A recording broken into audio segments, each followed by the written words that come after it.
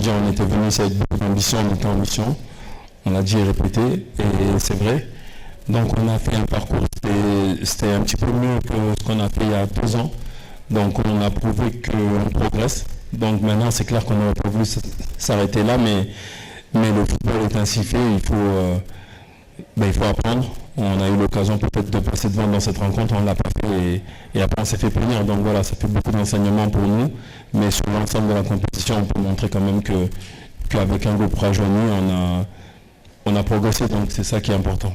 Vous l'avez dit, vos joueurs ont manqué la balle du 2-1 pour vous avant de concéder leur deuxième but.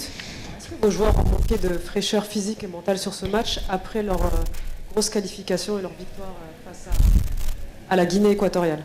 En fait, on s'est rendu compte que les jours qui ont suivi, on l'a pas dit parce qu'on n'est pas là pour chercher des excuses. On a eu beaucoup de joueurs malades.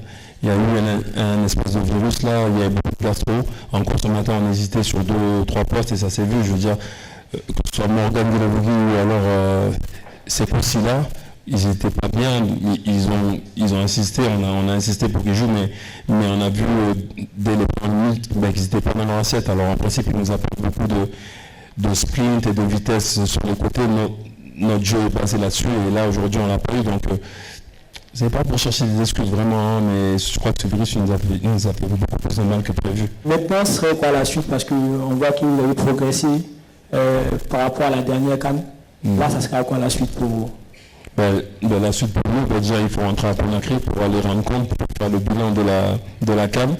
Et après repartir, je veux dire, les échéances, elles arrivent très vite. On a peut-être une fenêtre de tir au mois de mars.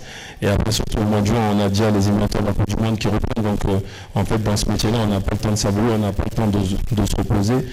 Il faut vite qu'on tourne la page et voir un petit peu ce qui se profile à l'horizon. Et là, c'est les maîtres de Coupe du Monde.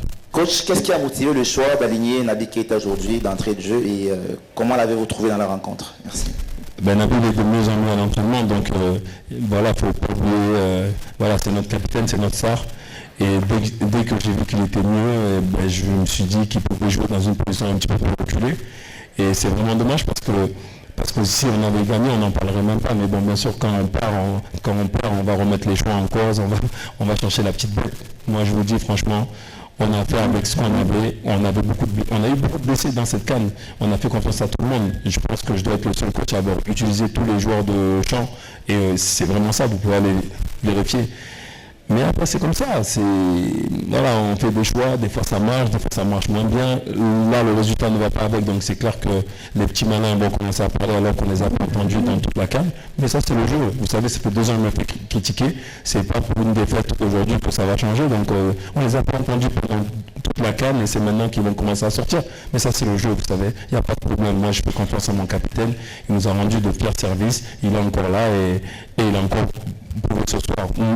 Moi, pour moi, il a fait un bon match. C'est dommage que le résultat ne va pas avec. C'est tout.